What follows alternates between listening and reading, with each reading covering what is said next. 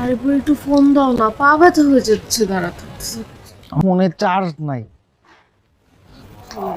আমার ভালো লাগে না।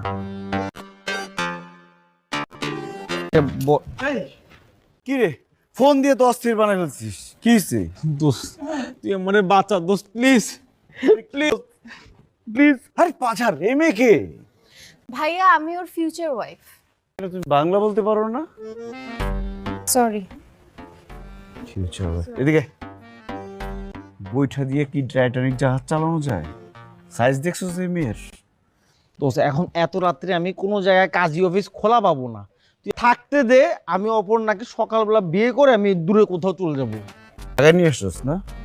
আরে পাগল হয়েছিস যে আমার বাসায় তোর থাকতে দিব? ওর বাপ মা ইসা তোর ব্রয়লার মুরগির মতো চামড়াটা ছিল, গ্রিল মুরগির মতো ভাজ্যা তোর সস দেখায় বলাইবো। তোর মতন বন্ধু থাকতে আমাকে গ্রিল কেন বানাবে? আমি তোর ফোনটা দিছি কেন তাহলে বল? ওর কাছে আমি আপনার কথা অনেক শুনেছি। আমি চাই আপনি নাকি অনেক হেল্পফুল, মানুষের বিপদে আপদে রয়্যাল বেঙ্গল টাইগারের মতো ঝাঁপায় পড়েন। কিন্তু এখন দেখছি রয়্যাল বেঙ্গল বিড়াল। বিড়াল মানে? এই কি ধরনের কথা বলো?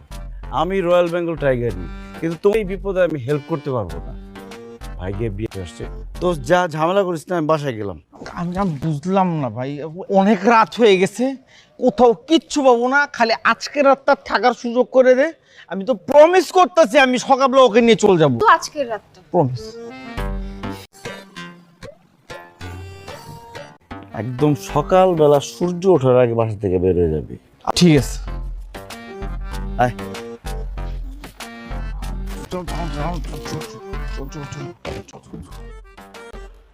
এই,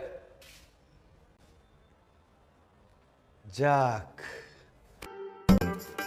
আল্লাহ, যাক আপদ নিজে থেকে বিদায় হয়ে গেছে, তাই নিয়ে ভাগছে।